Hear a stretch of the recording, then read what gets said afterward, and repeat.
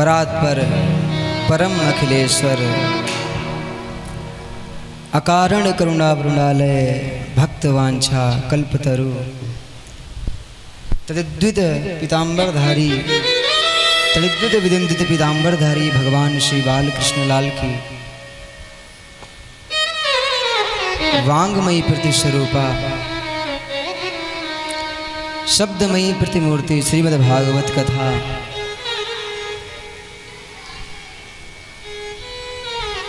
श्रीमद्भागवत कथा के आज चतुर्थ दिवस की बेला में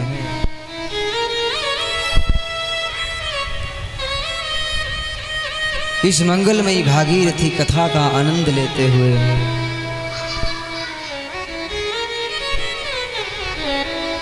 इस भागीरथी में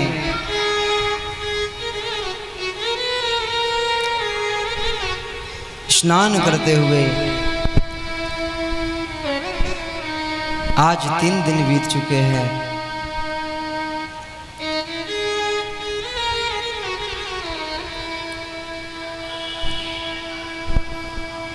परम मंगलमय आनंद कंद जगत नियंता प्रभु श्री राधा माधव के चरण कमलों में प्रणाम करते हुए भूत भावन भगवान भोलेनाथ सहित श्री हनुमान जी महाराज को प्रणाम करते हुए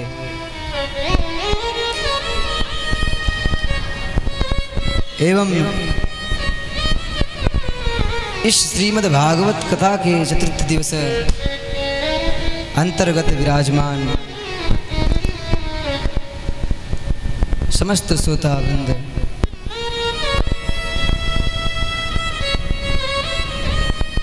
संगीतज्ञ का आनंद प्रदान करने वाले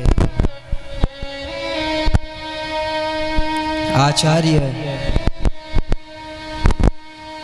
एवं जहाँ तक मेरी आवाज जा रही है आप सभी के हृदय में विराजमान उस आनंद कंद उस परम मंगल में उन प्रभु श्री ठाकुर जी का दर्शन करते हुए आप सबको मेरा बारंबार प्रणाम।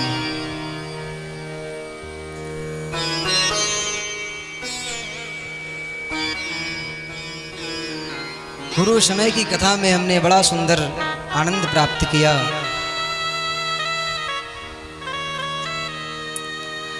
कल की कथा में हमने श्रवण किया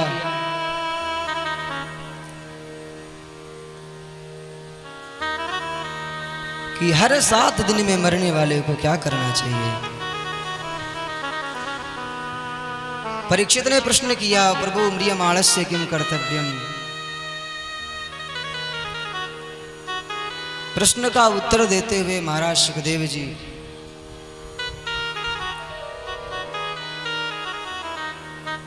उन्हें श्रीमद् भागवत की कथा को श्रवण कराते हैं।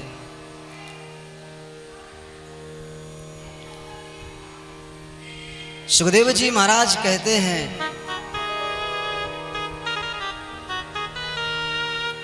कि राजन, भगवान की कथा या सत्संग या फिर भजन या तपस्या योग कुछ भी करना है, लेकिन उससे पहले एक आसन पर बैठने का नियम, श्वास पर विजय, संग को जीतना, इंद्रियों के द्वारा मन पर विजय प्राप्त करना,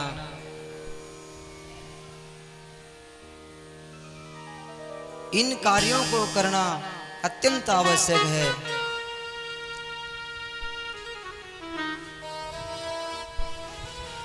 और जब ये कार्य करना स्वयं को आ जाए, फिर ध्यान मुद्रा में बैठ करके भगवान का ध्यान करना चाहिए।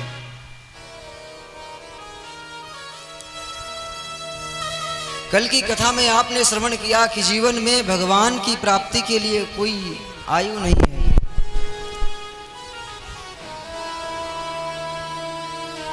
यदि एक बालक 10 वर्ष का है और यदि उसकी सच्ची निष्ठा भगवान में है तो उसे भी भगवान की प्राप्ति हो सकती है। क्योंकि प्रमाण है ध्रुव जी महाराज की अवस्था सिर्फ और सिर्फ 5 वर्ष की थी। जिन्होंने भगवान को प्राप्त किया,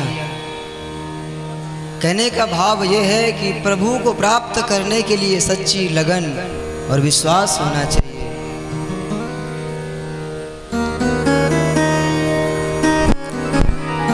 आज की मंगलमयी इस कथा में प्रवेश करें, उससे पहले आइए कुछ क्षण मिल करके भगवान के नाम संकीर्तन का आश्रय लें, क्योंकि कलिकाल में तो सिर्फ भगवान नाम ही हमारे जीवन को, हमारे बिगड़े जीवन को सुधार सकता है। तो आप सभी मिल करके आइए हम सब एक साथ गुनगुनाते हैं। हो तेरी बिगड़ी बना देगी, तेरी बिगड़ी बना देगी, चरण रज राधा प्यारी की, तेरी बिगड़ी बना देगी, चरण रज राधा प्यारी की, तेरी बिगड़ी बना देगी, चरण रज राधा प्यारी की, तेरी बिगड़ी बना देगी, चरण रज राधा प्यारी की।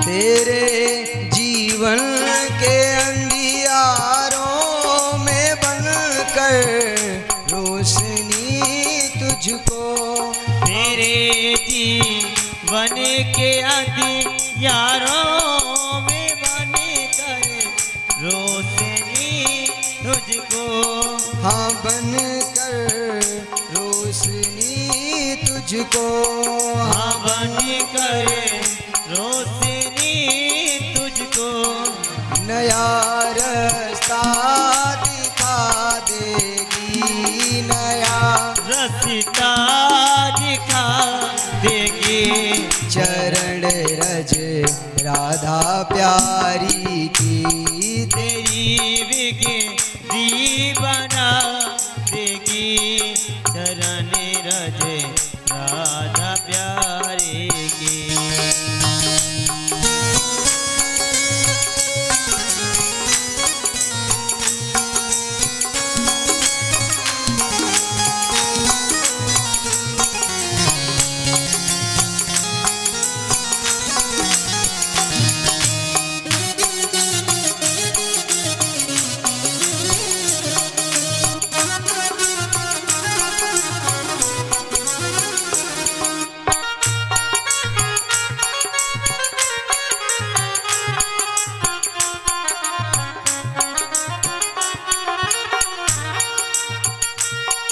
भगवान के यदि पास जाना है, यदि भगवान की शरण ग्रहण करनी है, क्योंकि जीवन में जितने दुख हैं सिर्फ और सिर्फ नाम के आधार पर ही नष्ट होते हैं।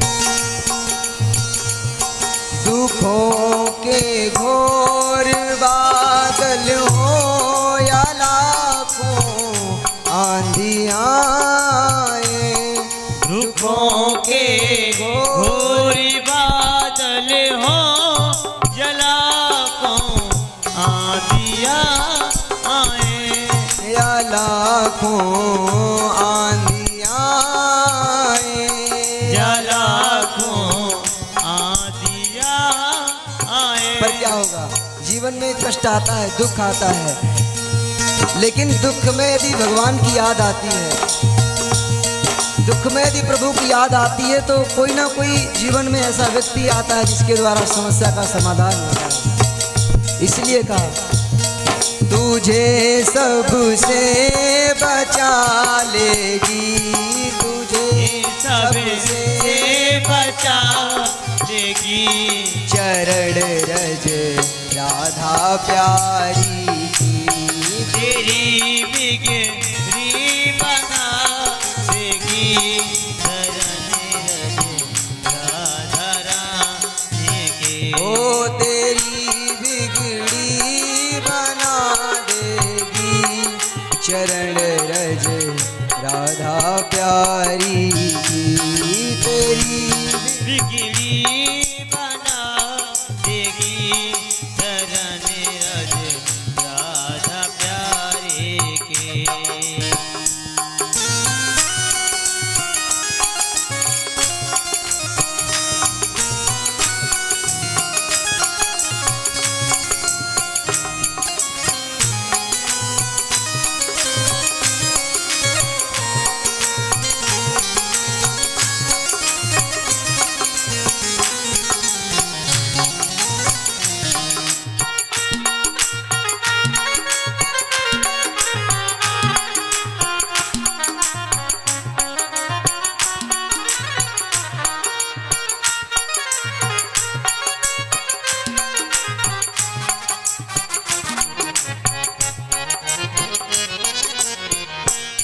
लिखे महिमा चरण रज की नहीं है दास की हस्ती।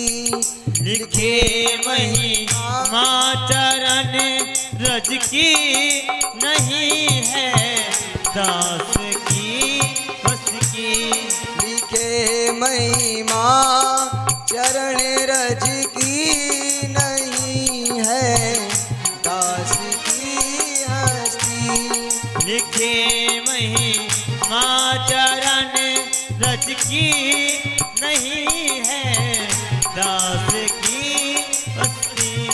तुझे दासी बना देगी, तुझे दासी बना देगी। चरण रज राधा प्यारी की, तेरी बिगड़ी बना देगी। चरण रज राधा प्यारे की। जय राधे राधे राधे राधे राधे राधे, जय राधे राधे राधे राधे राधे राधे, जय राधे राधे राधे राधे राधे राधे। जय राधे राधे राधे राधे राधे राधे। जय राधे राधे राधे राधे राधे राधे, जय राधे राधे राधे राधे राधे राधे। जय राधे राधे राधे राधे राधे राधे। जय राधे राधे राधे राधे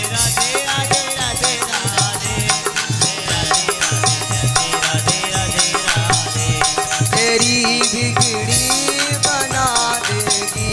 चरण रज राधा प्यारी की, तेरी बिगड़ी बना देगी। चरण रज राधा प्यारे की।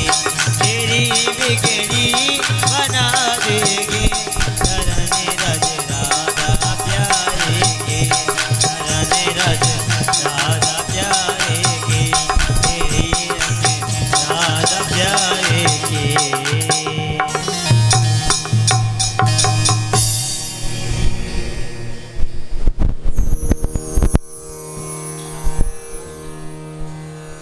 राधे श्री राधे राधे श्याम।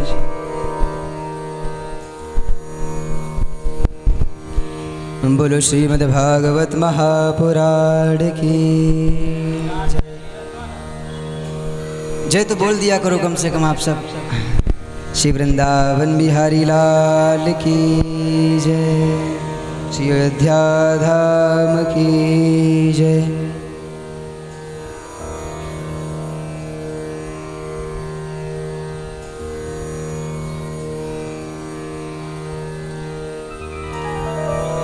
परमानंद स्वरूप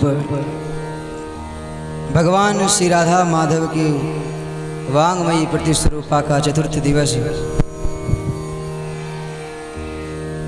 आज चतुर्थ दिवस की मंगलमयी बेला में हम सब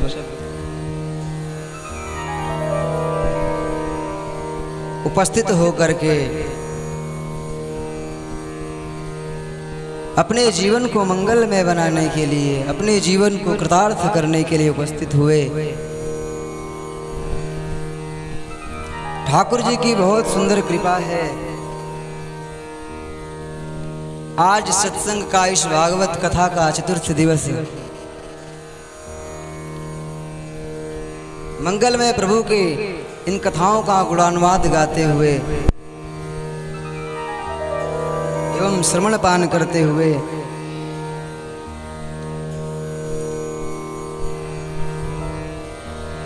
आज चतुर्थ दिवस की बेला आरंभ हो रही है।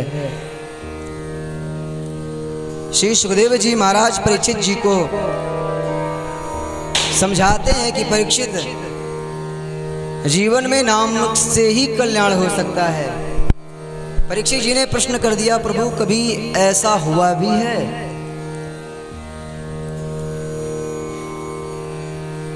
तब श्री सुखदेव जी महाराज ने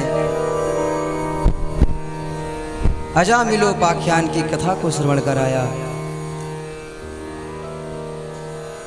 क्योंकि जो एक सदाचारी था, एक ब्राह्मण था, विद्वान ब्राह्मण था, कोई साधारण ब्राह्मण नहीं था, लेकिन दास्या संसर्ग दूषिता, एक दासी की संगति करने से उसकी बुद्धि भ्रष्ट हो गई।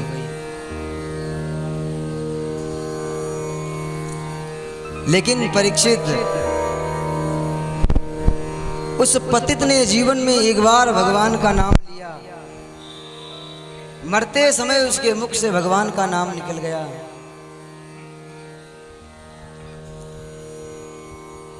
और मरते समय जब भगवान का नाम निकला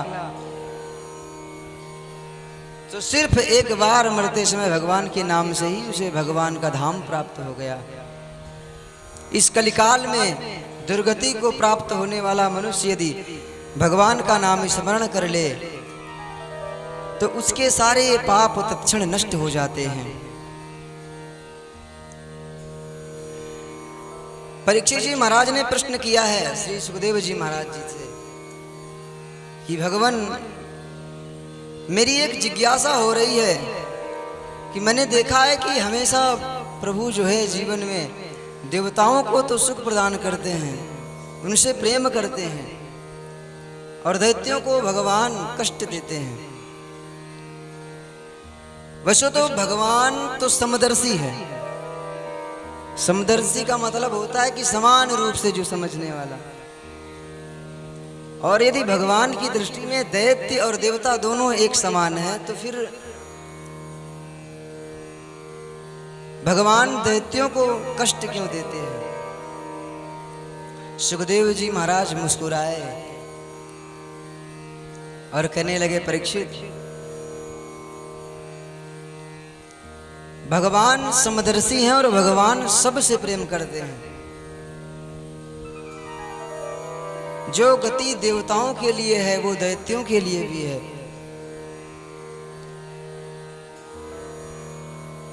समः प्रिया सुहद ब्रह्मन् भूतानां भगवान स्वयं इंद्रस्यार्थे कथम दैत्य नवदीद समो यथा।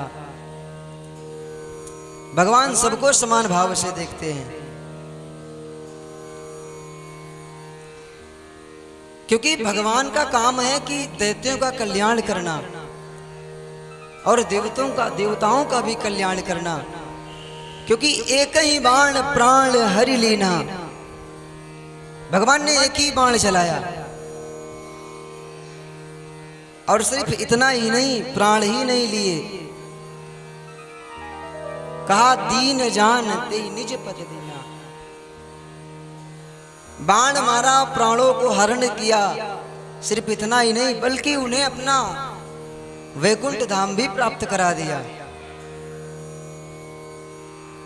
परीक्षित, भगवान सिर्फ देवताओं को कष्ट नहीं देते, अंतर इतना है कि देवता भगवान से प्रेम करते हैं और दैत्य जो है वो भगवान से वैर करते हैं।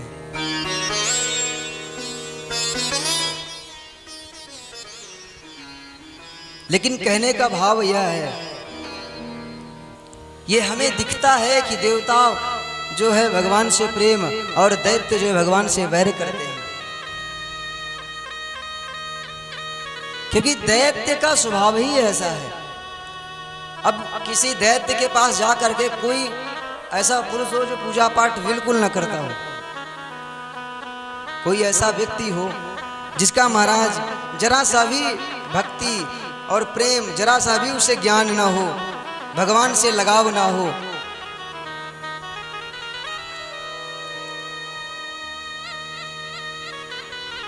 उससे जाकर के आप उसे कहो कि महाराज आप माला लेकर के बैठ जाओ, 1 मिनट आप भगवान का भजन कर लो,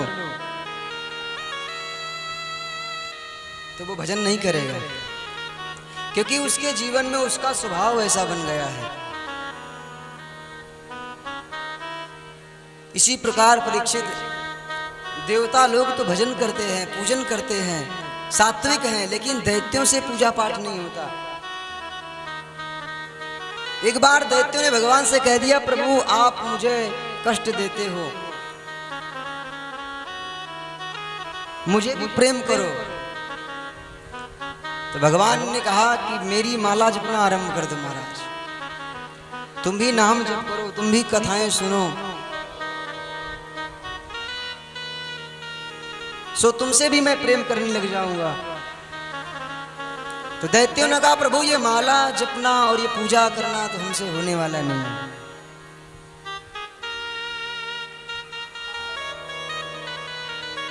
अगर आप हमसे कहो कि मैं पूजा करने बैठ जाऊं, अगर मैं माला लेकर के बैठ जाऊं, ये अपने से कभी नहीं होगा, कुछ दूसरा उपाय। भगवान ने कहा फिर जो इच्छा है वो करो। बोले हम तो आपसे बैर कर सकते हैं,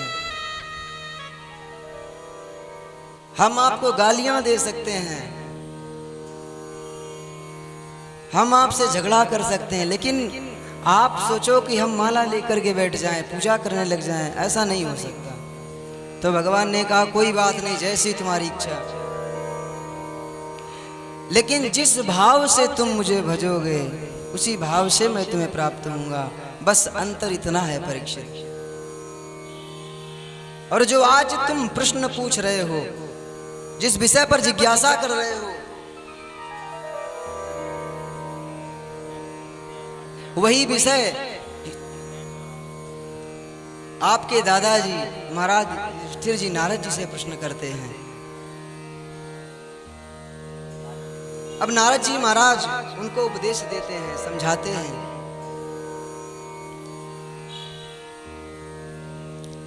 कि भगवान समदर्शी है, भगवान सब पर समान भाव रखते हैं। नारद जी महाराज समझाते हैं युधिष्ठिर को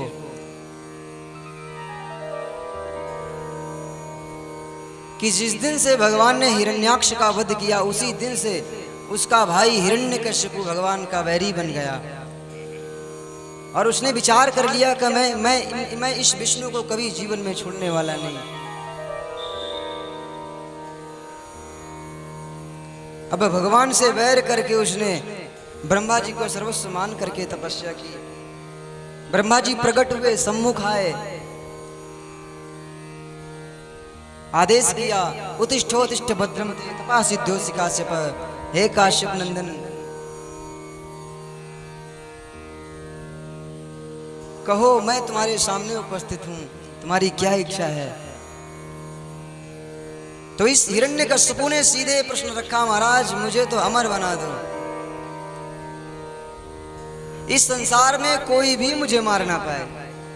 अब ब्रह्मा जी महाराज कहने लगे, भैया अमर तो हम खुद नहीं हैं, एक दिन अपना स्थान और सिंहासन तो स्वयं को छोड़ना पड़ता है, फिर आपको कैसे अमर बना दें।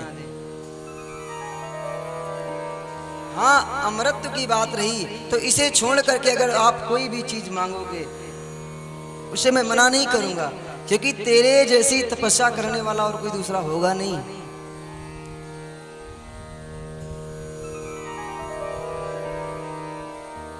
हिरण्यकश्यपु को लगा कि इतना नहीं तो कुछ और मांग लें, तो वरदानों की तो लाइन लगा दी महाराज। बोला महाराज अगर देना चाहते हो तो श्रवण करो, फिर एक नहीं बहुत सारी चीजें मांगूंगा। ब्रह्मा जी ने कहा कोई बात नहीं, जितनी प्राप्त करनी है ले लो, क्योंकि तेरे जैसी तपस्या कोई आगे करने वाला नहीं होगा। 36,500 वर्ष दिव्य तपस्या, अंगूठे के बल पर खड़े होकर के, पूरे शरीर में दीमक लगी हुई है। देख तेरे जैसी तपस्या कोई नहीं करेगा, आज तू कुछ भी मांग ले, हम मना नहीं करेंगे। तो कह दिया महाराज ना दिन में मरूं न रात में मरूं, न ऊपर मरूं न नीचे मरूं, न अस्त्र से न शस्त्र से, न मनुष्य से न पशु से। अर्थात जैसी सुविधा इंद्र प्राप्त करते हैं, जैसी सुविधा देवता प्राप्त करते हैं, वैसी सुविधाएं हूँ, और आपके इस बनाई हुई सृष्टि में मैं किसी से ना मरूं। ब्रह्मा जी ने कहा ठीक है, तेरी ऐसी इच्छा है तो ठीक है। ब्रह्मा जी ने वरदान प्रदान किए।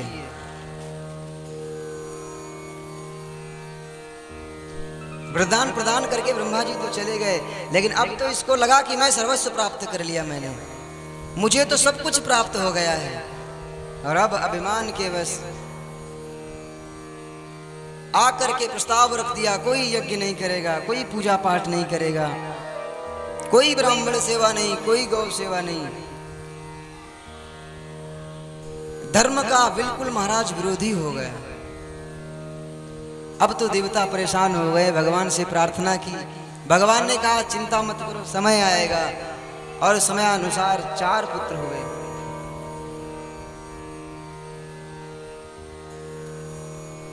चार पुत्र हुए, आह्लाद, अनुलाद, सहलाद और प्रहलाद, जिनमें से सबसे छोटे हैं प्रहलाद जी महाराज।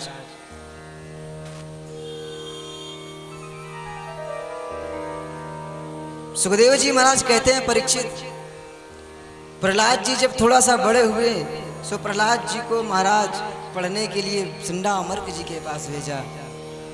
लेकिन प्रहलाद जी के जीवन में भगवान श्री कृष्ण की कृपा पहले से ही थी।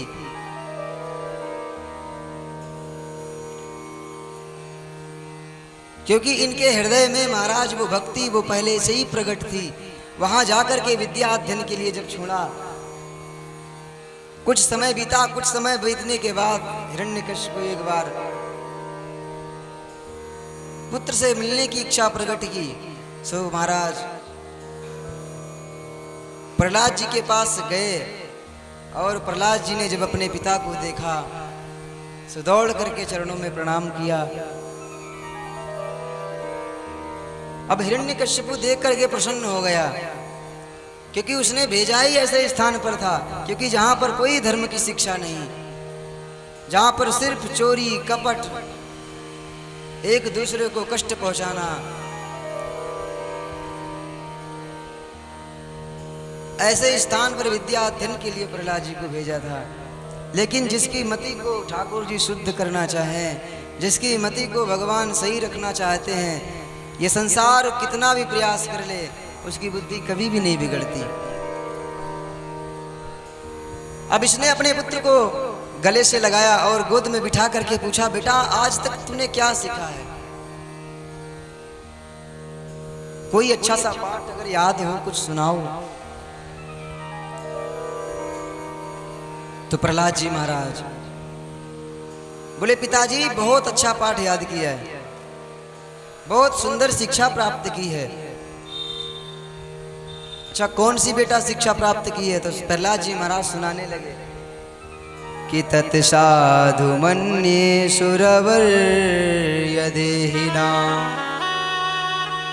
सदा समुद्वाग्धिगयाम सद्गृहात् हित्वात्मपातं ग्रहमन्धकूपं वनं गतो यद्धरिमाश्रयेत।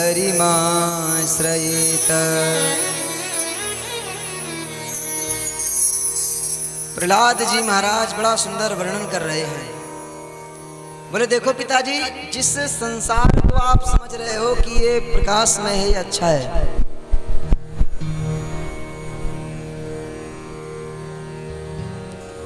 ये संसार एक अंधेरे कुएं के समान है। इसमें कहीं पर भी जरा सा भी प्रकाश नहीं है। जिस घर को हम प्रकाश में समझते हैं वो अंधकार है। और पिताजी ऐसे घर को त्याग देने में ही भलाई है। साधु संतों के साथ मैंने एक ही बात सीख रखी है,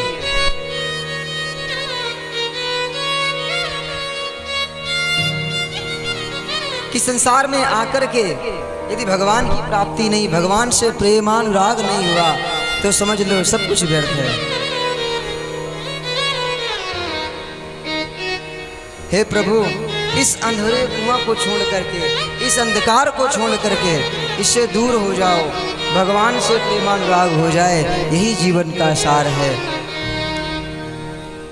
जो भक्ति में सुंदर ऐसे वचन सुने हैं महाराज, सो क्रोध से लाल हो गया, लेकिन क्रोध को शांत रखता है। कहता है इसमें बच्चे की कोई लाग नहीं, क्योंकि जिसके पास इसे मैंने पढ़ने के लिए भेजा है शायद वही इसे भड़का रहा है। सो गुरुदेव को बुलाया और गुरुदेव को डांट लगाते हुए कहता है, आज तक मेरा बेटा कभी भी ऐसा नहीं बोलता था, लेकिन जब से आपके पास आया है ये सत्संग की बातें कर रहा है। जिस विषय से मैं स्वयं वैर करता हूं, जो मेरा शत्रु है, बस उसी की चर्चाएं इसे आ रही हैं। इसे क्या सिखाया है तुमने महाराज? चंडामर्क जी महाराज हाथ जोड़कर कहते हैं, सरकार बालक है, अब की हो गया सो हो गया, पर अब आगे कभी नहीं होगा। विधिवत डांट लगाई, फटकार लगाई और वहां से वापस आया और फिर वही कर्म करने लगा। कुछ क्षण बाद, कुछ समय बीता तो एक बार महाराज गुरुदेव प्रहलाद जी को लेकर के घर आए। घर में प्रहलाद जी की मां ने बड़ा सुंदर प्रहलाद जी का श्रृंगार किया। प्रहलाद जी जब पिताजी के पास गए, पिताजी को प्रणाम किया, प्रहलाद जी को पिताजी ने गोद में बिठाया और फिर वही प्रश्न किया कि बेटा आज तक तूने विद्यालय में जाकर के क्या सीखा है? देख उस समय तो तेरी बुद्धि बिगड़ गई थी, पर अब तो कुछ सुधरी, अब तूने कौन सा पाठ सीखा है? प्रहलाद जी महाराज कहने लगे, अब की बार और ज्यादा बेहतर और भी अच्छी शिक्षाएं प्राप्त की। कौन सी बेटा प्राप्त की?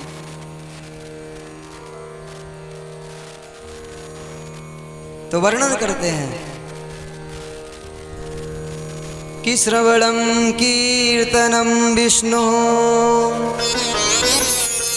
स्मरणम पाद सेवनम, अर्चनम वंदनम दास्यम, सख्यमात्मनिवेदनम।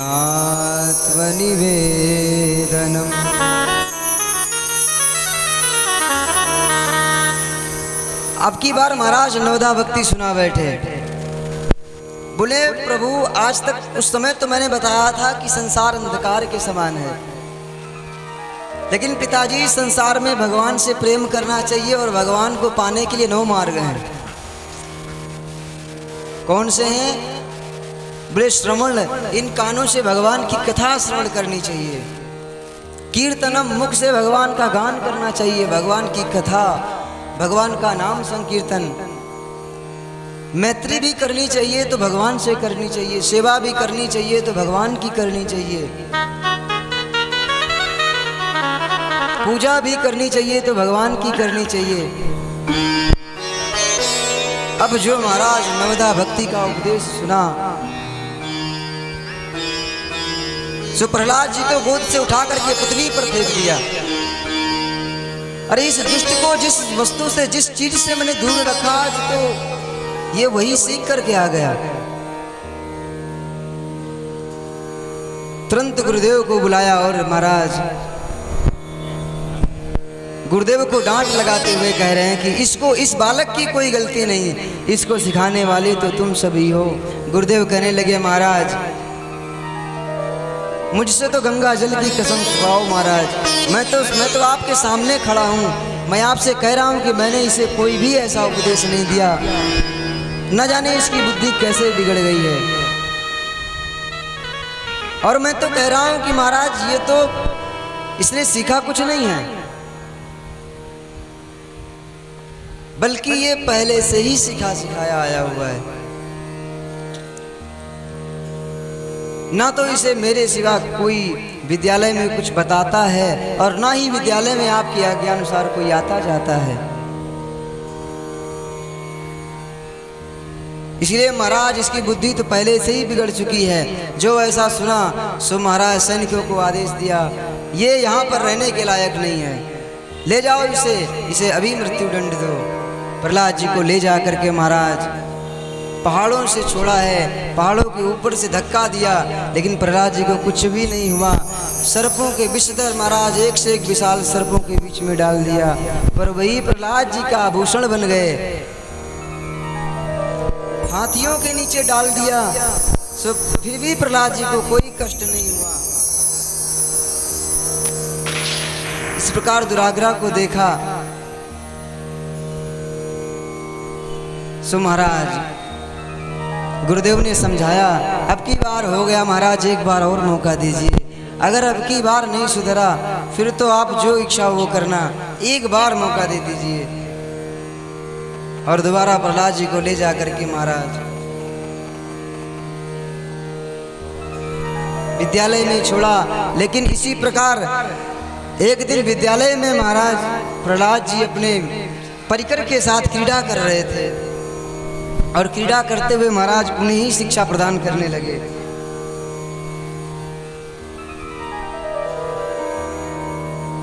बोले आज तक जीवन में कभी आपने विचार किया है कि ये जीवन हमें किस लिए मिला है?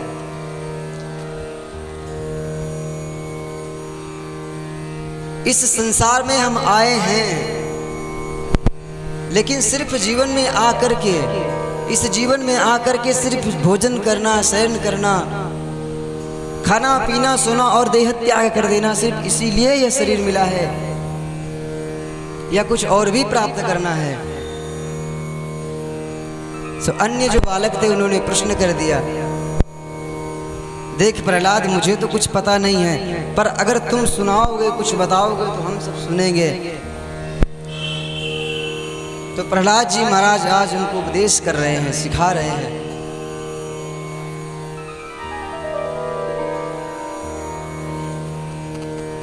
ये जो जीवन है ना, ये भगवत प्राप्ति के लिए प्राप्त मिला है हमें।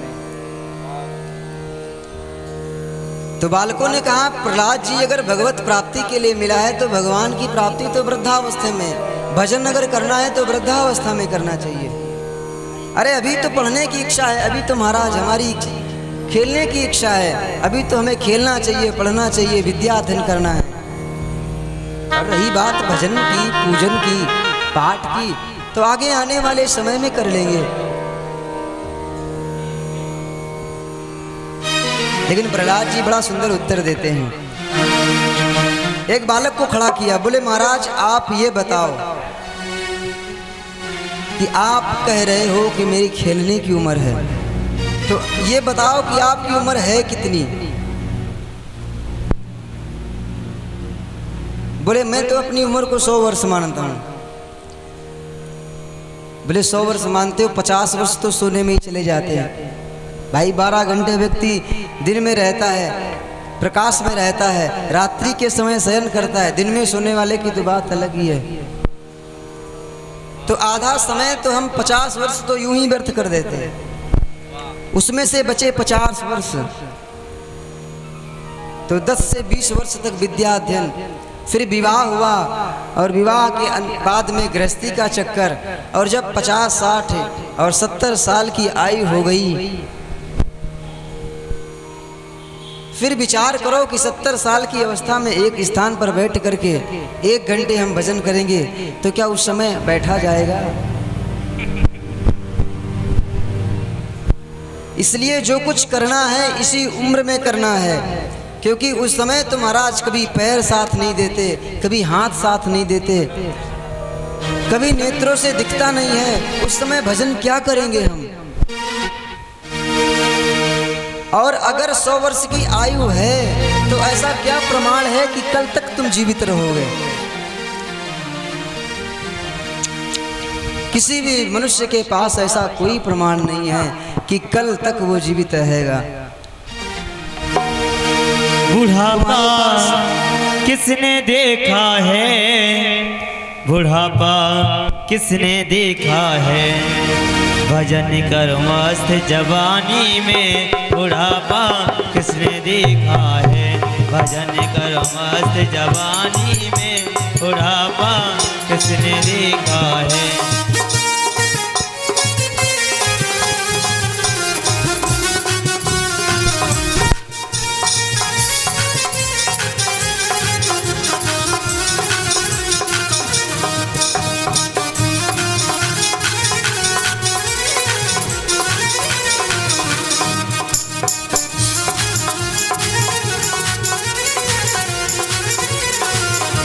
आँख से अंधे हो जाओगे, आँख से अंधे हो जाओगे, आँख से अंधे हो जाओगे, दरस तुम्हें कर नहीं पाओगे, दरस तुम्हें कर नहीं पाओगे।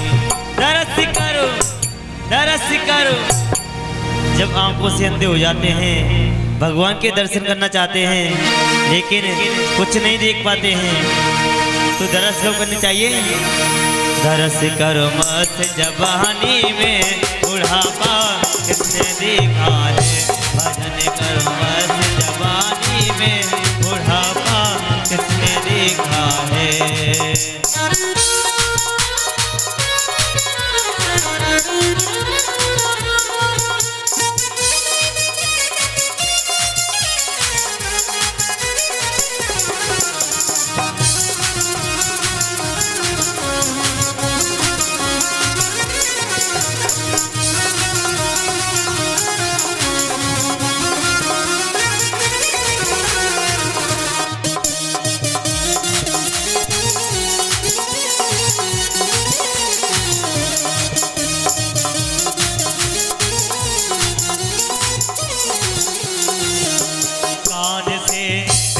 हो जाओगे, कान से बहरे हो जाओगे, भजन तुम्हें सुन नहीं पाओगे।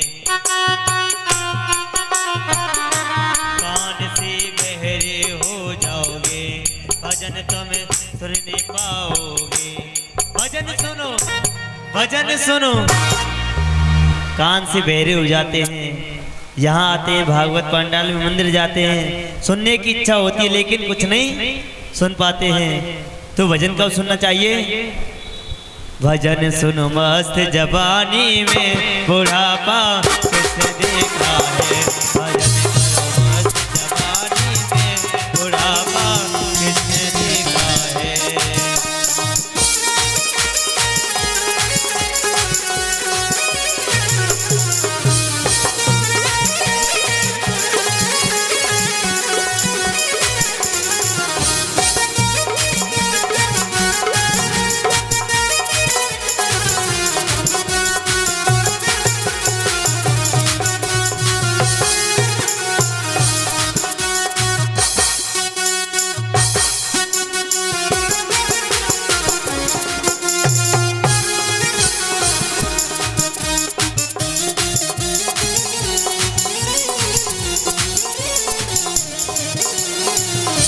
हाथ से लूले हो जाओगे, हाथ से लूले हो जाओगे, दान तुम्हें कर नहीं पाओगे, दान तुम्हें कर नहीं पाओगे। दान करो, दान करो। जब हमारे हाथ भी काम नहीं करते हैं, चाहते हैं कहीं जाकर दान करके आए, लेकिन कुछ भी नहीं कर पाते हैं, बुढ़ापे में चला ही नहीं जाता है। दान करने की तो क्या चले, तो दान कब करना चाहिए। दान कर भरी जवानी में, बुढ़ापा किसने देखा है, भजन कर मस्त जवानी में, बुढ़ापा किसने देखा है।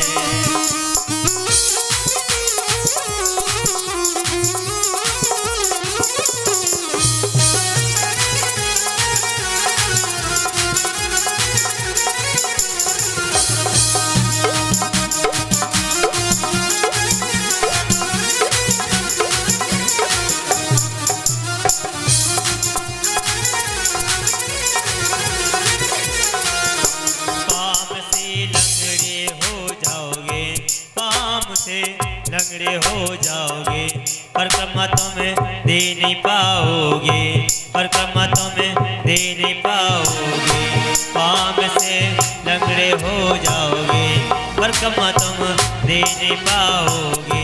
परिक्रमा करो, परिक्रमा करो, परिक्रमा देने का मन करेगा, लेकिन भागवत जी की भी परिक्रमा नहीं दे पाते हैं। चलने की बस की तो होती है, लेकिन कुछ नहीं पाते हैं।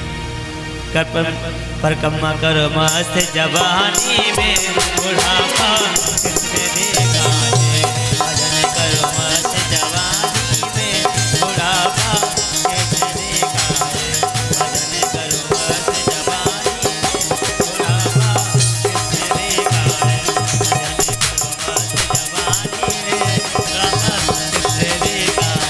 बुढ़ापा किसने देखा है, बुढ़ापा किसने देखा। देखो, आपको बताया जाता है ये श्री भागवत कथा किसी एक व्यक्ति की नहीं है, आप सभी भक्तगणों की है। और इस भागवत कथा में अभी दान आया गया है, वो करीब 4 पर्चियाँ कटी हैं, 11 से 11 रुपए की एक पर्ची कटी है 500 रुपए की। तो सभी भक्तगण अपने कार्य की पुण्य कमाई से अपने कार्य का 10वां हिस्सा ठाकुर जी के दरबार में अर्पित करना चाहिए, और सभी को करना चाहिए। यही नहीं, यहाँ करना चाहिए, सभी जगह करना चाहिए, जब भी आपको मौका लगे।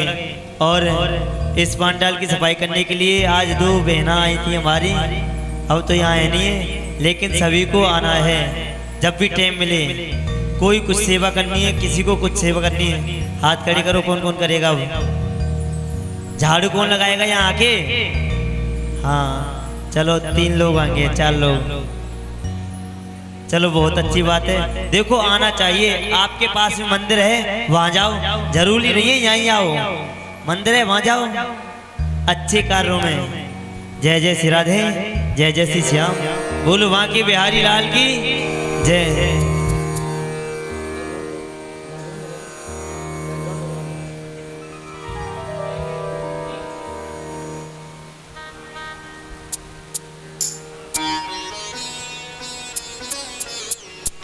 बोलो श्रीमद् भागवत महापुराण की जय।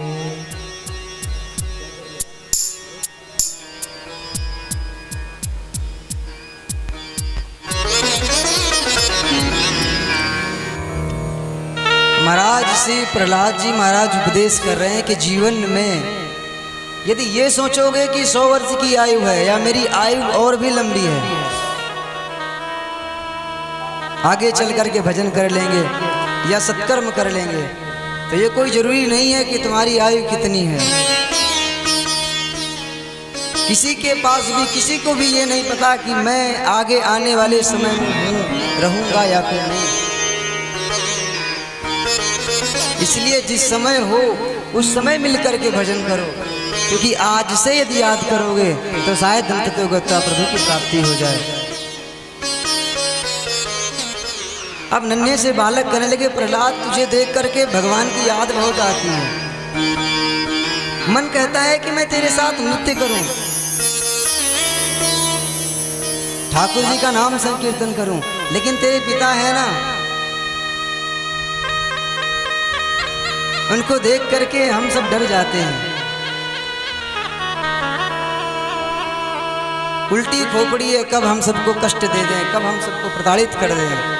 और यहाँ तक गुरु जी भी महाराज डरते हैं।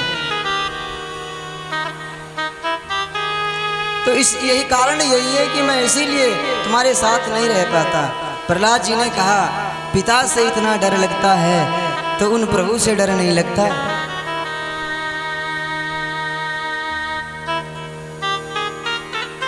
तुम सबने देखा कि पिता ने मेरे साथ कितना अत्याचार किया, लेकिन मेरे प्रभु मेरे हमेशा साथ रहे।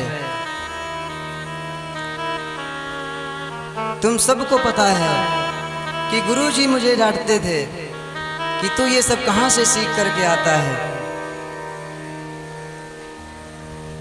लेकिन भगवान की कृपा ऐसी रही कि मुझे कुछ नहीं हुआ। और ये पक्का है कि यदि तुम भी इस मार्ग पर चलोगे तो तुम्हारा भी कोई कुछ बिगाड़ नहीं सकता। अब तो महाराज प्रहलाद जी उन बालकों को इस प्रकार समझा रहे हैं, एक एक बात उनके हृदय में बैठ गई। ठीक है प्रहलाद, आज से सारी पढ़ाई बंद, आज से तेरे साथ सिर्फ और सिर्फ भजन करेंगे, आज से तेरे साथ सिर्फ और सिर्फ नाम संकीर्तन करेंगे।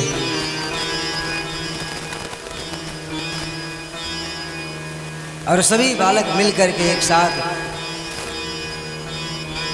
भगवान का नाम संकीर्तन करने लगे। प्रहलाद जी महाराज इस स्थिति को देख करके और आनंदित हो गए, क्योंकि अभी तक तो मैं अकेला था, अब तो पूरा परिकर मेरे साथ है और अब तो ठाकुर और दूर नहीं है।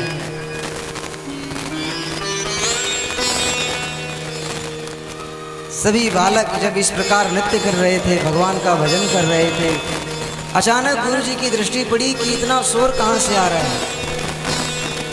जाकर के देखा तो सब के सब बालक सिर्फ और सिर्फ भगवान का नाम संकीर्तन।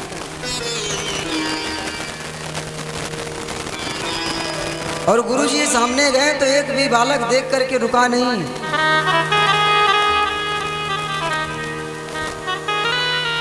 अब तो महाराज गुरुदेव को लगा कि शायद सब बीमार हो चुके हैं, काश इनका संग किया तो मैं भी ऐसा हो जाऊंगा। और अब की बार तो महाराज हिरण्यकश्यप मुझे छोड़ने वाला नहीं। सो दौड़ करके गए और बुला करके उसको लेकर के आए। जो महाराज हिरण्यकश्यप ने समस्त परिकर को नाम संकीर्तन करते देखा तो बड़ी जोर से डांट लगाई है।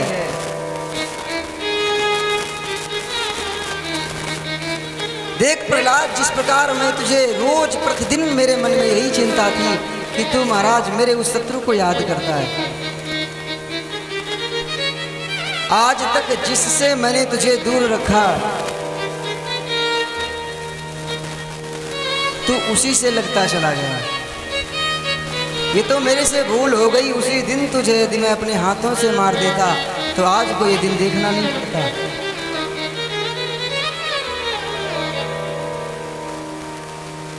अब तो महाराज हिरण्यकश्यप को देख करके सबके सब बालक कांप रहे हैं। प्रहलाद जी का हाथ पकड़ करके महाराज हिरण्यकश्यप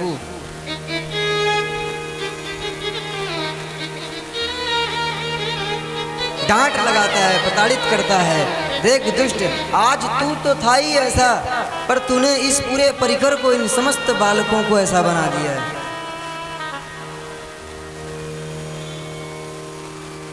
अब मैं तुझे जीवित नहीं छोड़ूंगा।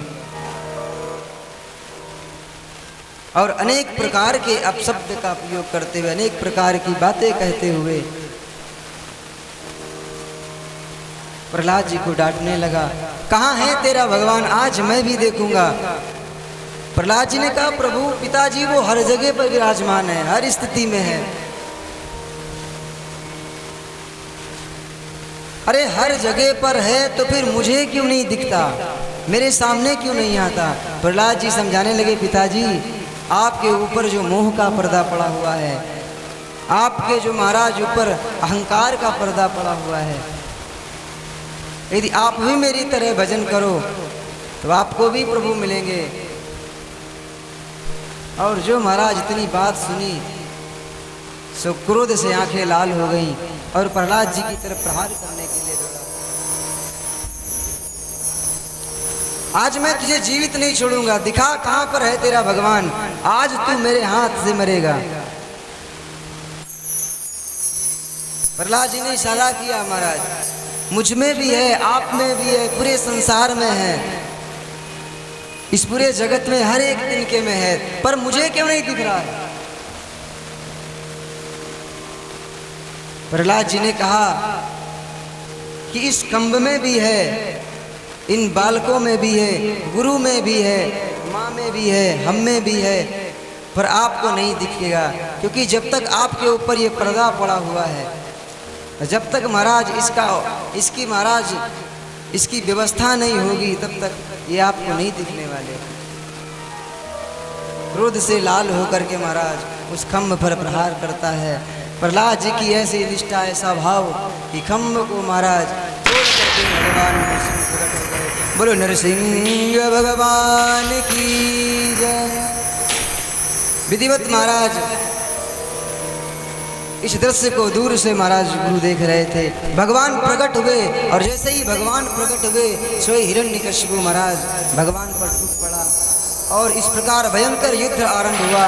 भगवान उस समय की प्रतीक्षा कर रहे हैं। धीरे धीरे भगवान युद्ध के बहाने उसके साथ खेलते रहे। सायंकाल का समय हुआ, जो सूर्यास्त का समय आया, भगवान ने उसे अपने घुटनों पर रख करके और बीच से भगवान ने उसके उदर को विकीर्ण कर दिया और उसकी महाराज अब आते और पंजरियों का महाराज माला बना करके भगवान पहन करके बैठे हुए हैं। आज भगवान को इतना क्रोध आया है। भगवान कहते हैं कोई दैत्य, कोई राक्षस,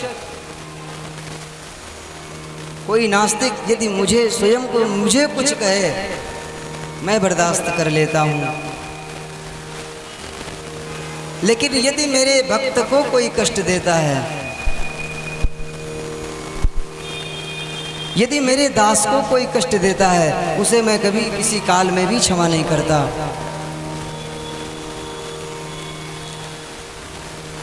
नन्हे से प्रहलाद खड़े हुए हैं, भगवान के इस दृश्य को देख करके कांप रहे हैं।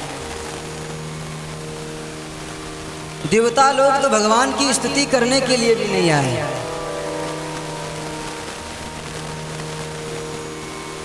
क्योंकि इस समय भगवान क्रोधित हैं और कहीं ऐसा न हो कि उल्टा हम पर ही बन जाए। प्रसंग बड़ा सुंदर आता है कि भगवान शिव भी आए थे, ब्रह्मा भी आए थे, माँ लक्ष्मी भी आई थी, लेकिन भगवान का स्वरूप ऐसा था कि कोई भी सामने नहीं रुका। अंततोगत्वा देवताओं ने प्रार्थना की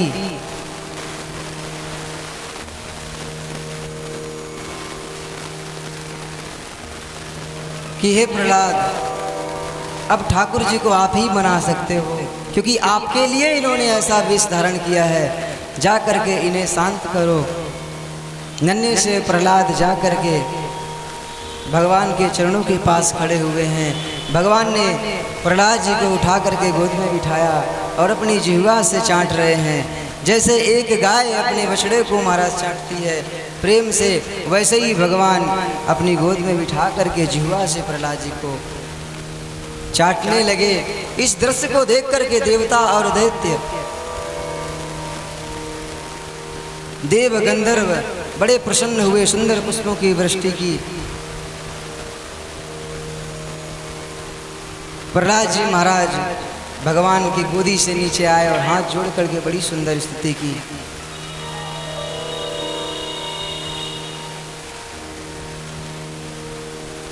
कि प्रभु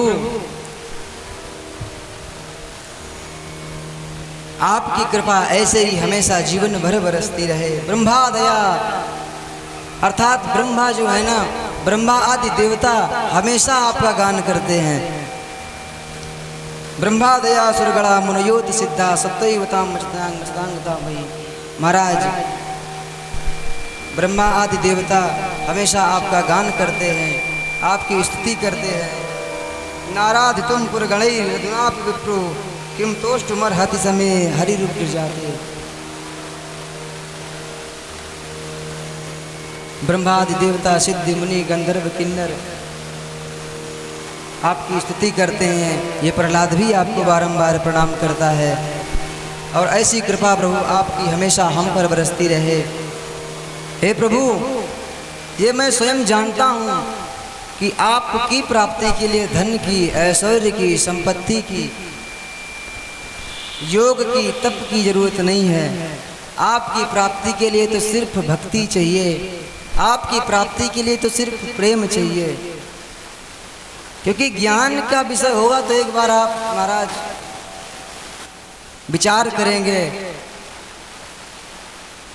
धन की, ऐश्वर्य की अगर बात करें फिर भी आप एक बार विचार करेंगे, शायद जीवन में अहंकार आ जाए। लेकिन यदि भक्ति है, सच्चा भाव है, तो आप हमेशा कृपा दृष्टि बरसाते हैं और ऐसे ही कृपा आपकी हमारे ऊपर हमेशा बरसती रहे।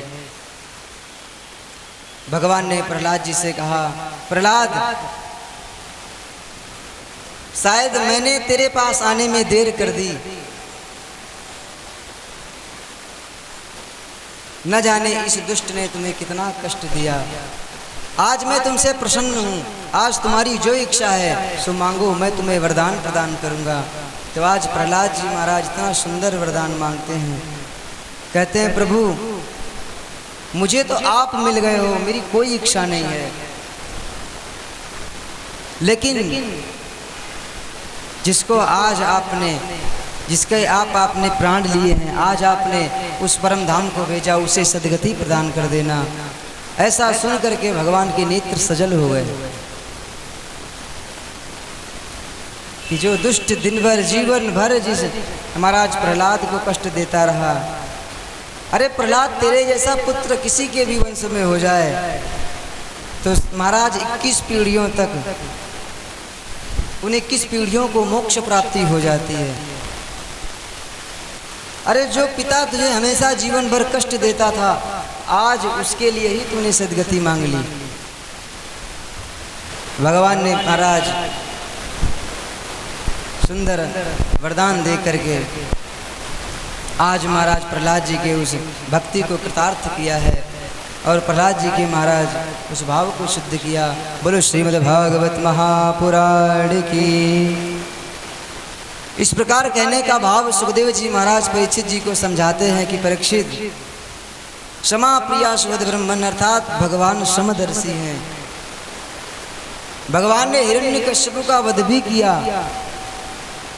और मारने के बाद में दुर्गति नहीं दी। बोले फिर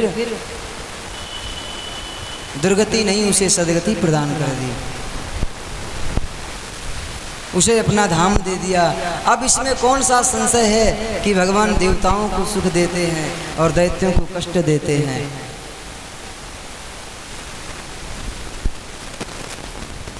सुखदेव जी महाराज वर्णन करते हैं, अष्टम स्कंद का वर्णन करते हुए कहते हैं कि ये कृपा सिर्फ भगवान मनुष्यों पर ही नहीं करते हैं। यदि मति शुद्ध हो, यदि पशु भी हो, कोई भी जीव हो, सब पर भगवान की एक समान दृष्टि रहती है, सब पर भगवान कृपा करते हैं। अब तो महाराज परीक्षित जी ने प्रश्न किया। प्रश्न करने पर महाराज सुखदेव जी वर्णन करते हैं कि परीक्षित, आपने गजेंद्र मोक्ष की कथा तो बड़ी सुंदर सुन रखी होगी। एक गज की पुकार पर भगवान दौड़ते हुए आकर के उस पर भगवान कृपा करते हैं। उसकी एक महाराज एक पशु वृत्ति होने पर भी भगवान ने उसे मोक्ष प्रदान किया। अब महाराज परीक्षित जी ने कहा कि प्रभु आप इस प्रसंग को विस्तार से श्रवण कराइए। तो सुखदेव जी महाराज कहते हैं कि आसीद गिरिवरो राजस त्रिकूट इति विश्रुता क्षीरोदेनाव्रतः श्रीमान योजनायुतमुक्षितः। बड़ा सुंदर वर्णन किया है।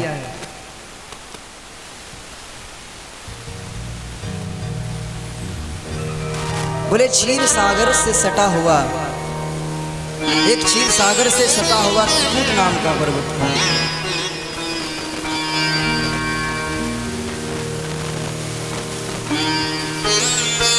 बहुत ही सुंदर था, फल पुष्पों से वृक्षों से बड़ा सुंदर सुशोभित था वह। और उस महाराज पर्वत पर हाथियों का झुंड रहता था।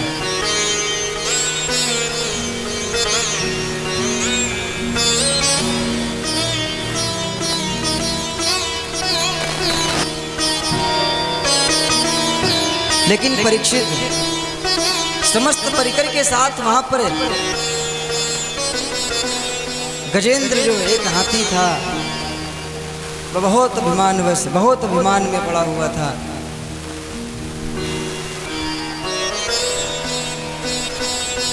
उस त्रिकोट पर्वत की बात करें तो 10,000 योजन लंबा, इतना सुंदर इतना बड़ा वह पर्वत था, अनेक पुष्प वृक्षों से सुशोभित।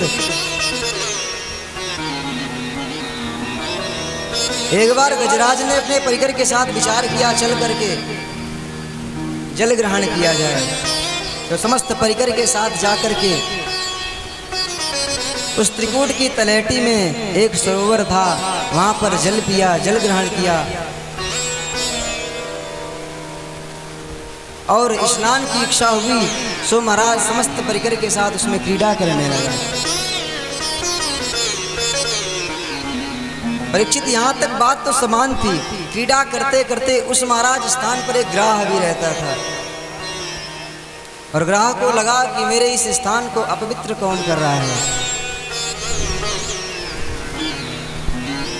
स्नान करते हुए, क्रीड़ा करते हुए उस ग्राह के पैर को महाराज, उस गजराज के पैर को ग्राह ने ग्रहण किया, पकड़ा। और जब उस ग्राह ने पैर को पकड़ा सो गजराज ने अपने परिकर से कहा, पहले तो स्वयं प्रयास किया,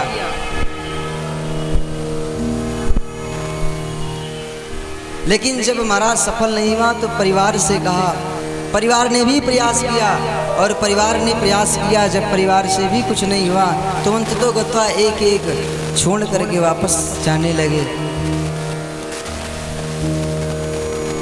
परीक्षित कहने का भाव यह है कि उस गजराज के लिए जिसने जीवन भर अपना पूरा जीवन अपने परिवार के लिए दिया, अपनी पत्नी के लिए, अपने पुत्र के लिए, आज वो पुत्र भी छोड़ करके जा रहे हैं। समय आया जब पत्नी से कुछ नहीं हुआ तो पत्नी ने भी कहा,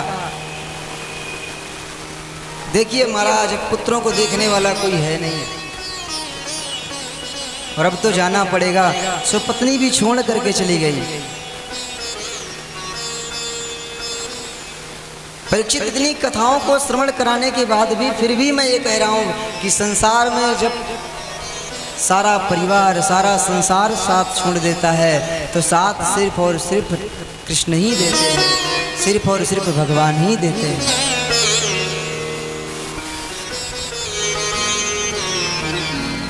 क्योंकि हर एक व्यक्ति कोई धन के पीछे लगा हुआ है, कोई धन के लिए हमारी सेवा करता है, कोई हमारे स्वरूप को देख करके महाराज प्रसन्न होता है इसलिए मेरी सेवा करता है,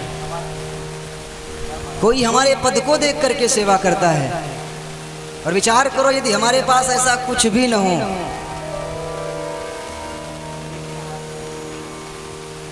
सच बता रहा हूं आपके पास कोई बैठने नहीं आएगा।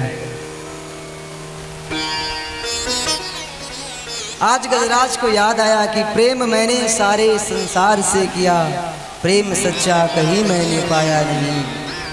तन दिया, धन दिया और मन भी दिया, पर साथ सच्चा किसी ने निभाया नहीं। लेकिन गजराज की मति शुद्ध थी, पूर्व जन्म में वो भक्त था। आज उसे याद आया कि संसार सिर्फ और सिर्फ महाराज सुखों का साथी है, क्योंकि जब विपत्ति आती है तो स्वयं को महाराज कष्ट को झेलना पड़ता है। और आज जब ऐसा लगा कि मेरा कोई साथ नहीं दे रहा है तो परीक्षित उस गजराज ने भगवान को याद किया कि ठाकुर जी प्रभु, मैंने एक बार भी जीवन में अगर पूर्व जन्म में या इस जन्म में आपको याद किया है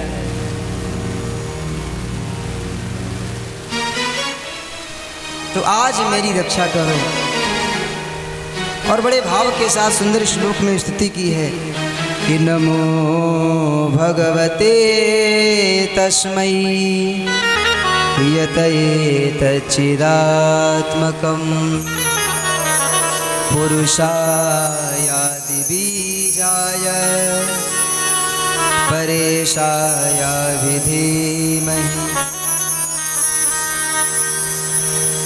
परीक्षित जी से सुखदेव जी कहते हैं कि जिस समय ऐसी स्थिति थी तो देवता लोग आकाश में खड़े हैं और प्रयास कर रहे हैं कि शायद ये मुझको आवाज दे, मेरा नाम ले, मेरी स्तुति गाए सो मैं इसके प्राण रक्षा करूं। लेकिन गजराज ने किसी को नहीं बुलाया। बोले नमो भगवते तुभ्यम पुरुषायाद बीजाय, इस पूरे संसार को जो चलाता है, पूरे जगत में जो विराजमान है, मैं उसकी स्तुति कर रहा हूँ। हे प्रभु मेरी रक्षा करें। अब ब्रह्मा जी को लग रहा है कि मेरा नाम का उच्चारण करे, इंद्र को लगता है कि मेरे नाम का उच्चारण करे, भगवान नारायण को लगा कि जिसमें किसी की स्तुति न हो, जिसमें किसी का नाम न हो, वो मेरी ही स्तुति है। और भगवान गरुड़ पर आरूढ़ होकर के भगवान वहां से दौड़े, और जब भगवान को आता हुआ सम्मुख देखा तो सुखदेव जी कहते हैं, परीक्षित उस समय एक कमल का पुष्प उसी सरोवर से उखाड़ करके भगवान की तरफ इशारा करता है और फिर भगवान का नाम उच्चारण किया। भगवान आए, भगवान ने देखा कि अगर मैं एक क्षण भी देर करूंगा तो ये गजराज डूब जाएगा। भगवान ने उस गजराज की सूंड को पकड़ करके बाहर खींचा, और जो भगवान ने उसे बाहर खींचा सो गजराज के साथ वह ग्राह भी बाहर आ गया, और भगवान ने अपने चक्र से उस गजराज के, उस महाराज ग्राह के सिर के धड़ को अलग कर दिया और उस गजराज को उस ग्राह से मुक्त कर दिया।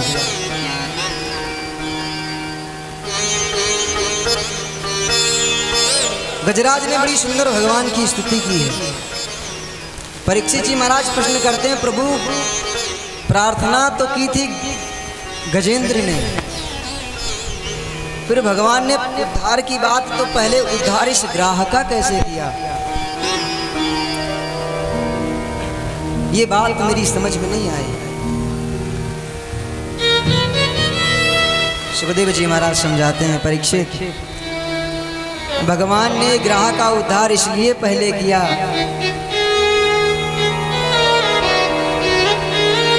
कि भगवान कहते हैं जो मेरी शरण में आए उसे मैं बाद में देखता हूँ, लेकिन जो मेरी भक्त की शरण में रहता है उसे मैं सबसे पहले दृष्टि करता हूँ। इसलिए पहले ग्राह का उद्धार किया और उसके बाद में उस गजराज का, उस गजेंद्र का उद्धार किया।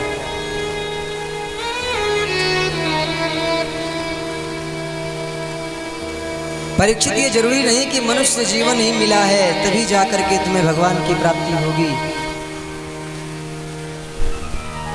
भगवान की प्राप्ति के लिए भाव सुंदर होना चाहिए, भक्ति होनी चाहिए।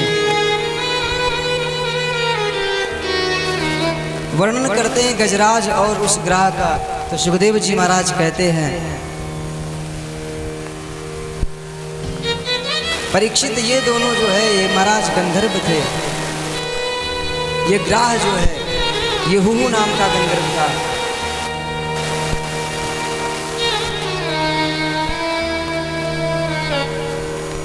जिसने महाराज एक ऋषि का अपमान करके इस ग्राह योनि को प्राप्त कर लिया था।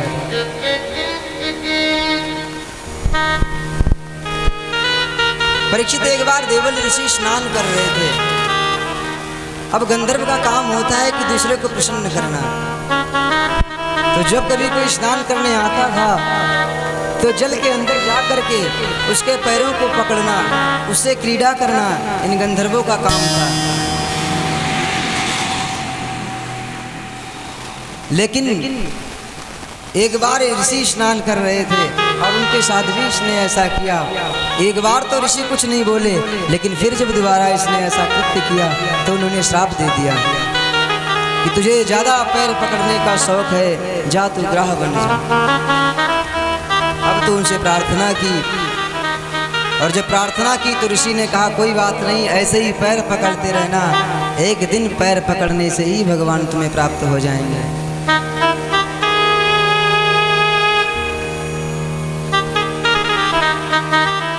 और ये गजेंद्र जो है इंद्रदेव का हाथी था। इंद्रदेव नामक हाथी अहंकार के वशी होकर के इसने महाराज, इसे भी एक ऋषि ने श्राप दिया, जिसके कारण इसे ऐसी स्थिति प्राप्त हो गई।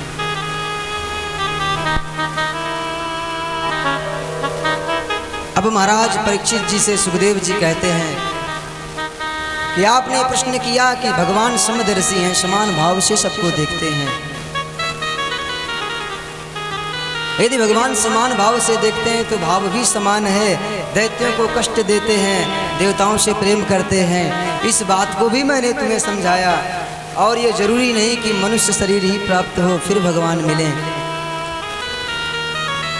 जीवन में यदि अच्छे कर्म हैं तो अन्य योनि प्राप्त करके भी भगवान प्राप्त हो सकते हैं।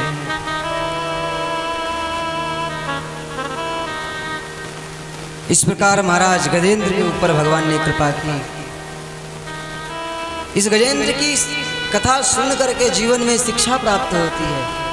हर एक मनुष्य के जीवन में सुनने के लिए हर एक मनुष्य को इसका ध्यान से श्रवण करना चाहिए, क्योंकि सिर्फ गजेंद्र की यह स्थिति नहीं है। गजेंद्र हर एक मनुष्य है। काल रूपी ग्राह ने हर व्यक्ति को पकड़ रखा है, और जब काल रूपी ग्राह ने पकड़ रखा है, जो एक बार पकड़ लेता है कभी छोड़ता नहीं। और फिर भी आज हम उस अंधकार में पड़े हुए हैं, ये हम सब जानते हैं कि सिर्फ और सिर्फ महाराज सुख तक ही जीवन सीमित है। लोग सुख तक ही मेरे पास आते हैं, ये हर एक व्यक्ति जानता है, लेकिन फिर भी ध्यान नहीं देता। और अंततो गत्वा कहने का भाव, जीवन में कभी नाम तो लिया नहीं, भक्ति कभी की नहीं।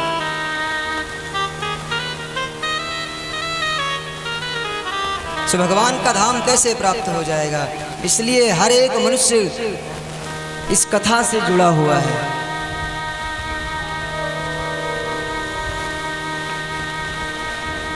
इस पर बड़ा सुंदर उपदेश किया है सुखदेव जी महाराज। समुद्र मंथन की कथा का आरंभ करते हुए कहते हैं कि राजन, एक बार की बात है कि दुर्वासा ऋषि भगवान नारायण का दर्शन करके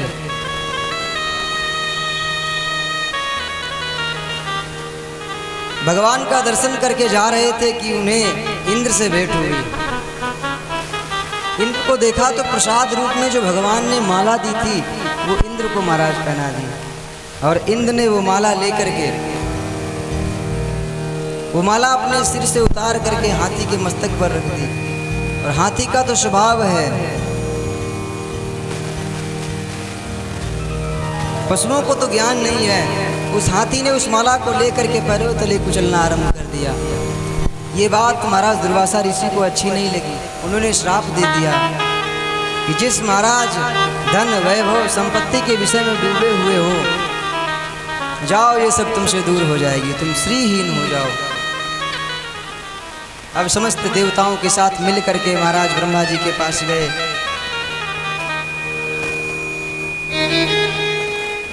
भगवान से प्रार्थना की, और भगवान से प्रार्थना करने के बाद महाराज भगवान ने कहा, तुम्हारा जो वैभव है, जिस स्त्री से तुम हीन हो, वो समुद्र में है, और वो तुम्हें समुद्र मंथन करने के पश्चात ही प्राप्त होगी। तब इंद्र ने प्रार्थना की, प्रभु समुद्र इतना विशाल है और इतने बड़े महाराज विशाल समुद्र का मंथन करना तो संभव नहीं है। तो भगवान लक्ष्मी नारायण के पास जाकर के प्रार्थना की है। भगवान ने कहा, कुछ मेरा भी अंश हो तो मैं तुम्हें वहां पर सहयोग करूं।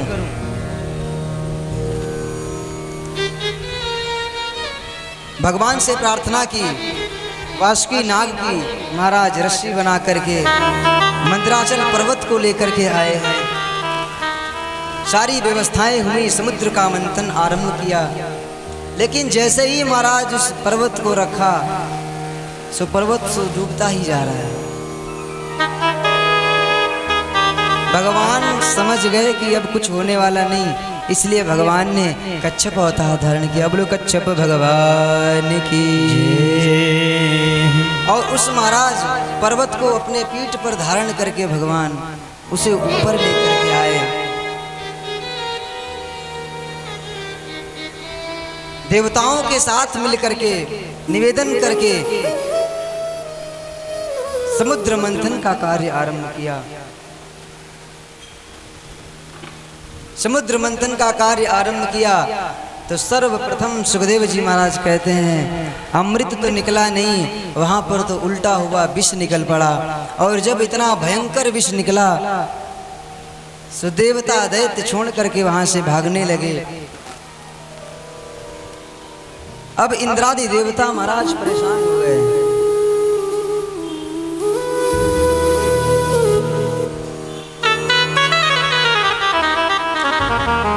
कि जिस मंथन के लिए हमने देवताओं सहित मिल करके दैत्यों का सहारा लिया, भगवान नारायण को बुलाया, इतनी बड़ी व्यवस्थाएं की है, अब तो लग रहा है सब बिगड़ जाएगा। ब्रह्मा जी ने सलाह दी, सारा परिकर लेकर के भगवान शिव के पास गए हैं।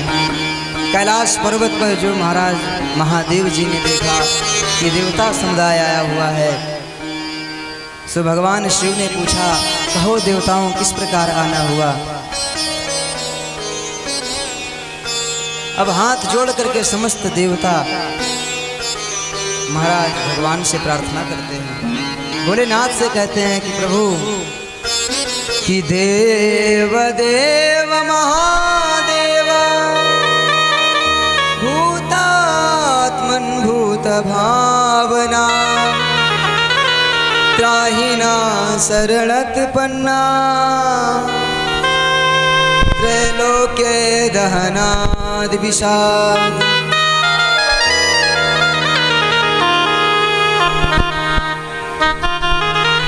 हे प्रभु, मंथन का कार्य आरंभ हुआ था, मंथन का कार्य जब आरंभ हुआ तो अमृत तो निकला नहीं, विष निकल आया है। और हम सबको इस भयंकर विष से महाराज पूरे ब्रह्मांड को बहुत कष्ट प्राप्त हो रहा है। हे दया निधान, अब तो आपके सिवाय मुझे कोई दिख नहीं रहा है। कहने का भाव विष लेकर के जब भगवान के पास आए तो भगवान ने माँ पार्वती की तरफ देखा कि ये देवता तो विष लेकर के आए हैं।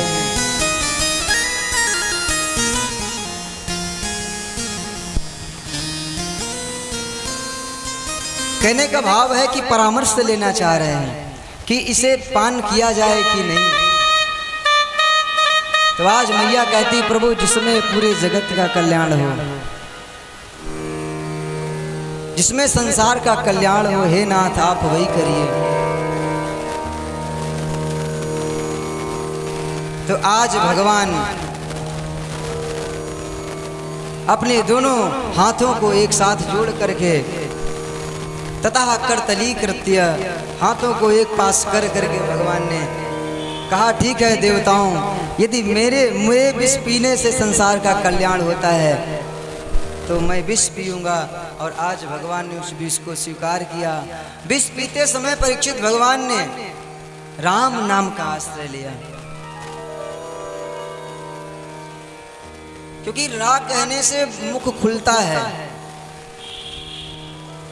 और जब मुख खुला, विष भगवान ने पान किया, तो भगवान ने विचार किया कि यदि विष अंदर जाएगा तो अंदर प्रभु का निवास है, कहीं उन्हें कष्ट ना हो जाए।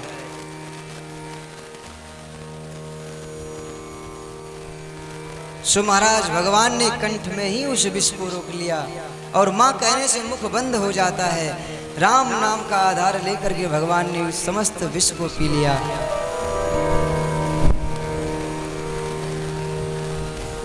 कहने का भाव संसार के कल्याण के लिए, दूसरे को सुख देने के लिए भगवान शिव ने विष को ग्रहण किया।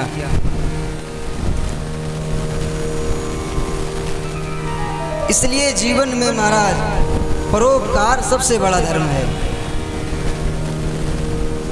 दूसरे के हित का कर्म करना, इससे बड़ा कोई धर्म नहीं है। आज भगवान शिव ने उस विष को ग्रहण किया। देवता लोग फिर मिल करके आए, देवता महाराज दैत्यों को बुलाया, प्रार्थना की, सब मिल करके पुनः मंथन करते हैं। सो अब महाराज एक एक करके अनेक रत्न उत्पन्न होने लगे। द्वितीय में महाराज चंद्रमा प्रकट हुआ, तो सबको लगा कि भगवान शिव को प्रदान करना चाहिए। क्योंकि ये उन्हीं की कृपा है जो आगे का कार्य आरंभ हुआ। कामधेनु गाय निकली जो ऋषियों को दी, कौस्तुभ मणि भगवान नारायण को दी, उच्च श्रवा घोड़ा निकला महाराज। दैत्यों ने कहा बलि महाराज कहने लगे ये मुझे चाहिए।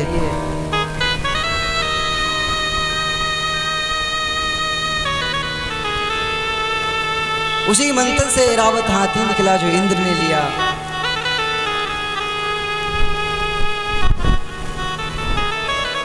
अप्सराएं निकली महाराज जो स्वर्ग को भेज दी गईं। वारुणी निकली, अर्थात वारुणी का मतलब होता है मदिरा, जो देव महाराज दैत्यों ने प्राप्त की।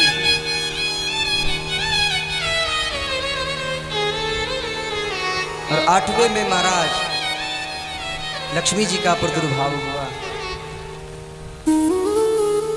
अब लक्ष्मी जी का जब प्रादुर्भाव हुआ तो लक्ष्मी जी का स्वभाव, उनका स्वरूप इतना सुंदर था कि देवता दैत्य ऋषि पूरा ब्रह्मांड मोहित हो गया। अब तो वहां पर देवता और दैत्यों में तो झगड़ा होने लगा।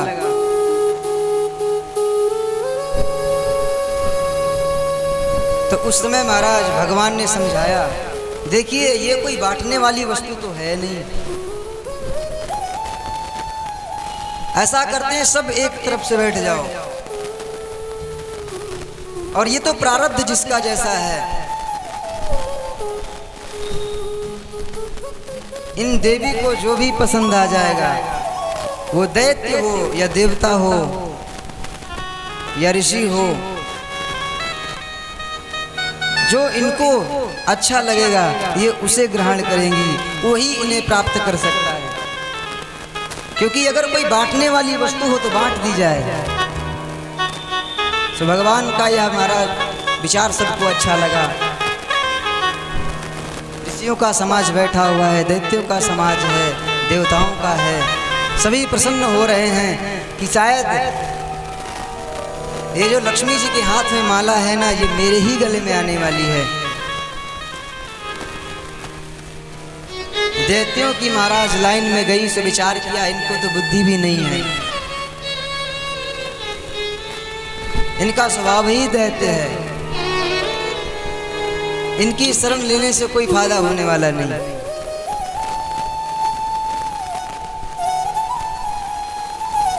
ऋषियों के महाराज सभा में गई, वहां भी महाराज ने एक प्रकार की दुविधा देखी।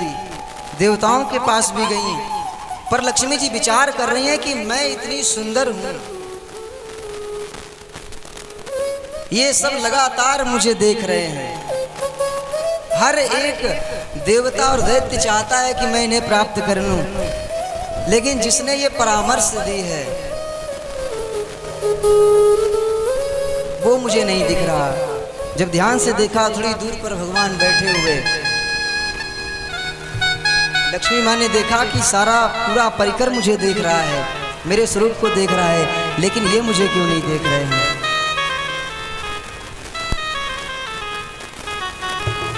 हो ना हो, इन सब में कितनी भी अच्छाई हो,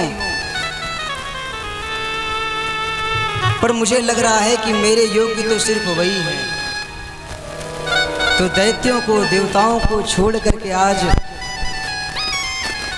भगवान की तरफ बढ़ते हैं। और मन में विचार यही है कि ऐसी कौन सी बात है कि इनकी दृष्टि हम पर नहीं पड़ती। देवताओं के, दैत्यों के देखते देखते पास में जाकर के भगवान के गले में माला डाल दी। बोल लक्ष्मी नारायण भगवान की जय हो। लक्ष्मी जी ने प्रयास किया, विचार किया कि जो मेरे पीछे पड़े हैं उनके पास जाने का क्या फायदा। अरे जहां पर मेरी जरूरत है वहां मुझे जाना चाहिए। इसलिए कहते हैं जो धन के पीछे हाथ धो करके पड़ते हैं ना, लक्ष्मी कभी उनके पास नहीं आती। जो नारायण के पास रहते हैं, नारायण के आश्रित रहते हैं, लक्ष्मी उन्हें कभी छोड़ करके नहीं जाती। इस प्रकार पंचजन्य शंख उत्पन्न हुआ। और अब की बार महाराज धन्वंतरी जी महाराज एक कलश लेकर के प्रकट हुए हैं। बोलो धन्वंतरी महाराज की जय हो। हाथ में एक कलश है। दूर से आते हुए दैत्यों ने और देवताओं ने जब देखा तो विचार किया कि शायद अमृत इसी में है। अब दैत्यों की मति मलिन हो गई, मन में कुभाव आ गया। देवता कुछ देख पाते समझ पाते उससे पहले ही महाराज धन्वंतरी जी के हाथ से कलश को छीना और छीन करके दैत्य लोग लेकर के भाग गए। अब देवता बेचारे जिस लिए प्रयास कर रहे थे वैसे ही के वैसे रह गए। भगवान की स्तुति की, भगवान आए। प्रभु जिस लिए हम प्रयास कर रहे थे वो सारा का सारा अमृत लेकर के तो दैत्य भाग गए। तो भगवान ने बड़ी सुंदर बात कही। भगवान ने कहा कि जो मेरे आश्रित रहता है, कोई भी क्यों ना हो, जो मेरे आश्रित रहता है उसके जो गए हुए पदार्थ हैं, धन है, वैभव, संपत्ति, पद, प्रतिष्ठा, परिवार, मेरे आश्रित रहने वाले के गए पदार्थ भी वापस आ जाते हैं। लेकिन जो मेरे से दूर चले जाते हैं उनके जीवन में आए हुए पदार्थ भी वो व्यर्थ हो जाते हैं। देवताओं चिंता मत करो, अमृत तुम्हें प्राप्त होगा। ऐसा कह करके भगवान अंतर ध्यान हुए और भगवान ने उन दैत्यों के पास जाकर के एक बहुत सुंदर स्वरूप बनाया है। तुलना दी जाती है, मोहिनी अवतार भगवान ने ग्रहण किया। अर्थात ब्रह्मांड में, इस जगत में ऐसा कोई भी नहीं जो एक बार देख ले और भगवान को देख करके मोहित ना हो जाए।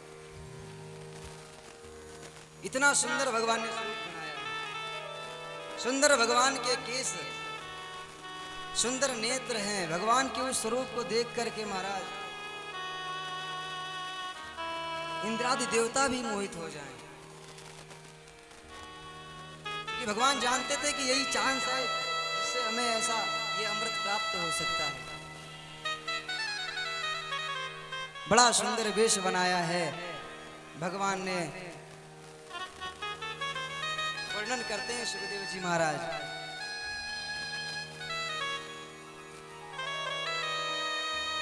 परीक्षित, भगवान कोई भी रूप क्यों ना बना लें, क्योंकि जगत पति हैं, जगत पिता हैं, तो संसार का हर एक व्यक्ति, पूरा जगत मोहित तो हो ही जाता है। और सारा जगत मोहित होकर के बड़े सुंदर भाव से भगवान को प्रणाम करता है। आइए भगवान की उस दिव्य छवि का हम गान करते हैं।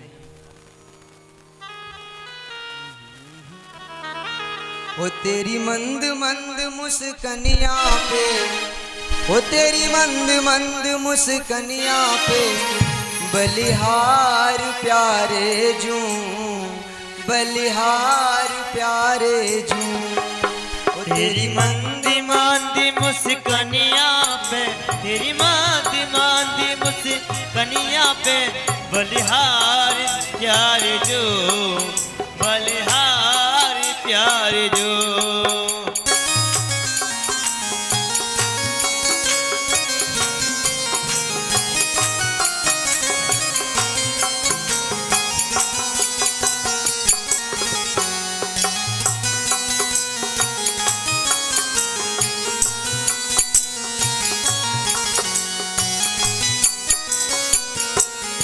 वो तेरी मंद मंद मुस्कनिया पे, तेरी मंद मंद मुस्कनिया पे, बलिहार प्यारे जूं, बलिहार प्यारे जूं। बलिहार प्यारे जो, बलिहार प्यारे जो। तेरी मुस्कनिया पे बलिहार, तेरी मुस्कनिया पे बलिहार, तेरी मुस्कनिया पे, तेरी मंद मंद मुस्कनिया पे, तेरी मंद मुस्कनिया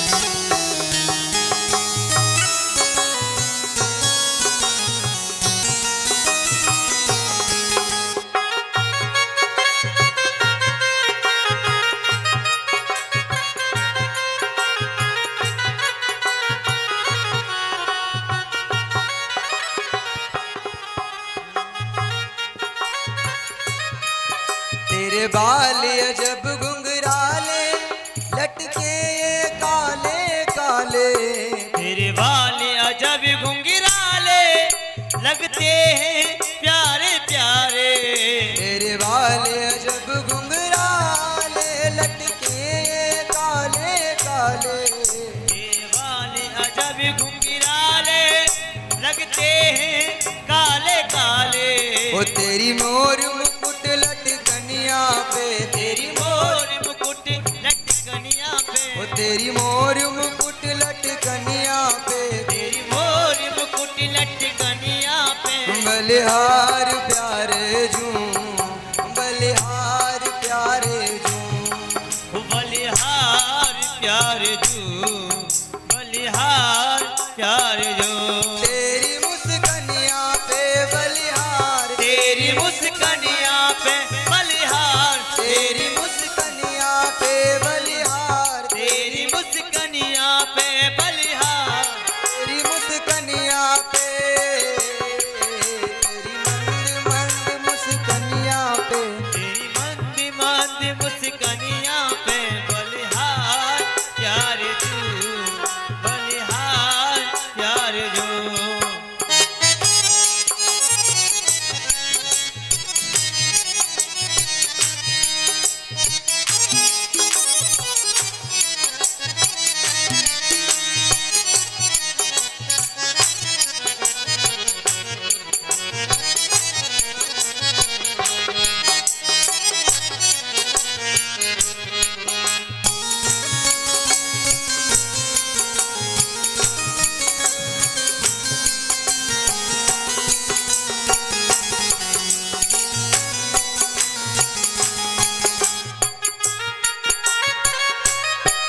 तेरी चाल अजब मतवारी लगती है प्यारी प्यारी।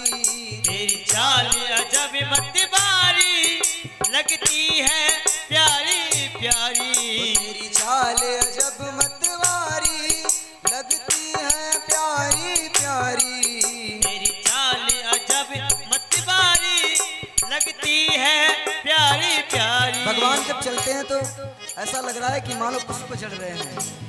और एक तो भगवान एक तो मोहिनी अवतार बना करके रखे, तो चरणों में जो पायलें पहन रखी है, इतनी सुंदर महाराज आवाज आ रही है। तेरी चाले अजब मतवारी लगती है प्यारी प्यारी। तेरी चाल अजब मतवारी लगती है प्यारी प्यारी। तेरी चाले अजब मतवारी लगती है प्यारी प्यारी। तेरी चाल अजब मतवारी लगती है प्यारी प्यारी। तेरी पायल की पैजनिया पे, तेरी पायल की घन घनिया पे बलिहार प्यारे जूं, बलिहार प्यारे जूं, बलिहार प्यारे